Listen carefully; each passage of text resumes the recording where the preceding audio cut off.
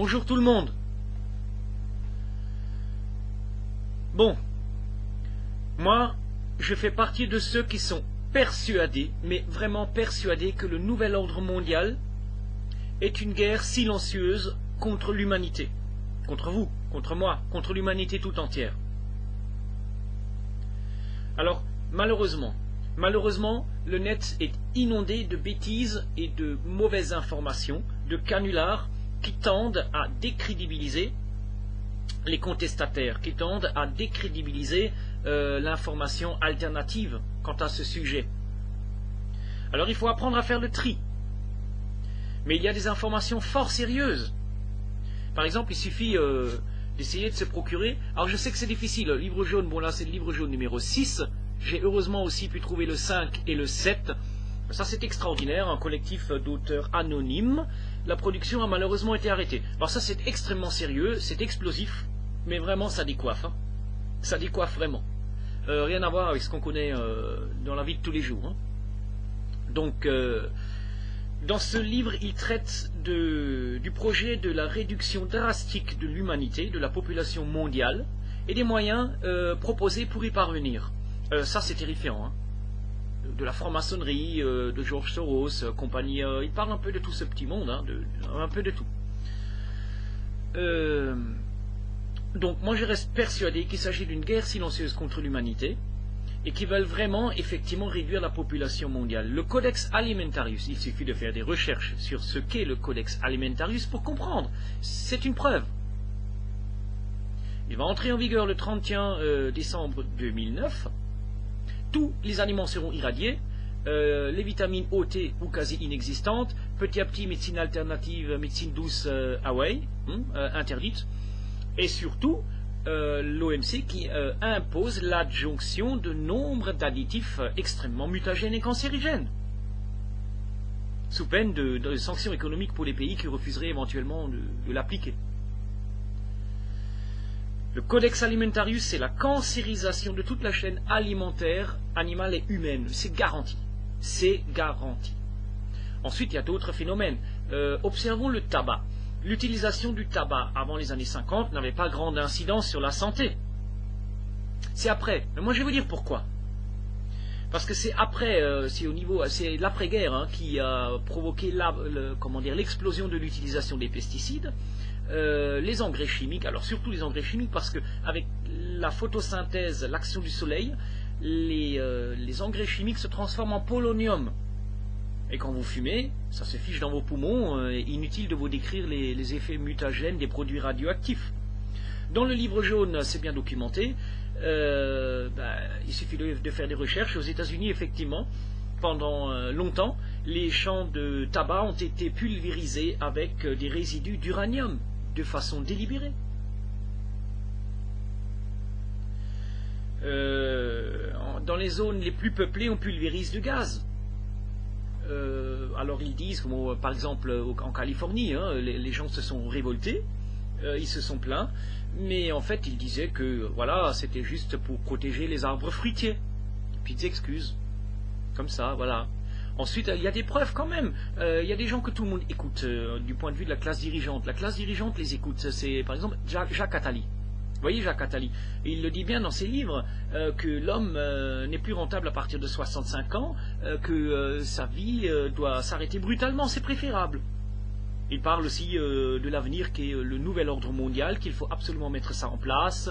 Il parle d'une hyperdémocratie qu'on obtiendra soit par l'ingénierie du consentement, ou par la force. Mais on y parviendra à cette hyperdémocratie qui n'est rien d'autre qu'une hyper doctrine du fascisme ou une hyper dictature, osons le dire.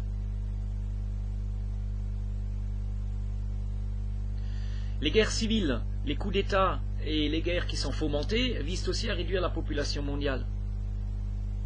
Mais n'oublions pas que la guerre économique la crise économique est en cours, où on assiste à un effondrement mondial de la production industrielle, celle-ci aussi est voulue. Elle est contrôlée et voulue. Parce que là aussi, avec le désespoir que ça engendre, l'angoisse et la peur que ça engendre, les effets anxiogènes de la crise vont faire en sorte à ce qu'il y ait moins de naissances. Les gens vont faire moins d'enfants, c'est évident. Tout ceci appartient à un programme. Et en plus, on veut surveiller de plus en plus les gens, avec des miradors invisibles qu'est l'électronique. La carte à puce, même la puce RFID qu'on va nous imposer sous peu, si rien n'est fait. La biométrie, les caméras, tout ça c'est des miradors invisibles. Il s'agit d'une guerre silencieuse contre l'humanité. Et il est temps de se réveiller parce que c'est très grave. Alors, on peut comprendre pourquoi ils veulent réduire la population mondiale. Je vais vous expliquer pourquoi. La Terre a des ressources limitées. C'est une planète fermée, petite, elle a des ressources limitées. Aujourd'hui, nous sommes plus de 6 milliards et on ne peut pas continuer comme ça avec la société de consommation. Avec le système tel qu'il est, on ne peut pas continuer d'extraire les richesses naturelles et de prendre de l'ampleur et de vouloir de plus en plus, parce qu'on va tout détruire. Et l'élite égoïste le sait, ça. Et ils l'ont bien anticipé. Ils le savent. Donc ils se disent que si nous, élite, voulons extraire le jus du citron jusqu'à la dernière goutte, assurer la pérennité de notre système et de notre domination et de nos richesses, il faut que ce système continue, mais sur la base d'une population mondiale drastiquement réduite à quelques centaines de millions d'individus. Et c'est ce qu'ils sont en train de faire. Croyez-le ou non, mais tel est bien le cas. Observez, faites des recherches et vous verrez que c'est la vérité, ou une parcelle des méandres de la vérité.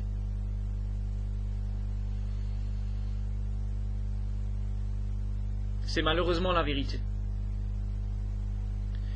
Et il y a pourtant d'autres solutions. On pourrait être 20 milliards sur cette terre magnifique. 20 milliards si nous acceptions de vivre différemment, si nous acceptions de ne plus être des consommateurs. Alors oui, nous pourrions vivre de façon harmonieuse avec la Terre, avec plus de 20 milliards de personnes.